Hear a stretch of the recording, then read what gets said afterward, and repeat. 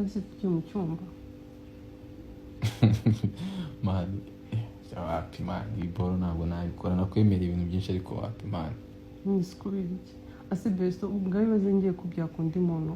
akajya akubwira ngo besto wawe ngo namutayemo si byakubabaza kuruta uko we basi wanjye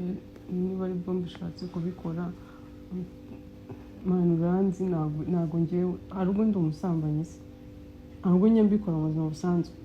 uvugisha ukuri nuzi nibishatse ko mpfundura agaseke nyine ndi kumva nkushaka mani none se ubwo bushyuhe wawe usubije inyuma mani kubishaka kandi nta wundi muntu nabibwira atari wowe mani mbabarira please tugomba bari mani ndiseriye nawe nubone ndi guseka kugira ngo njye gusekana nawe mani ahubwo mani reka nsubireyo bro kansubire wenda nasanga miti ya kabiri itararangira shati ntabwo uri bunshike utamaye none se mani umuhungu wowe ushaka kumfata ku ngufu se no nyine nawe ubyige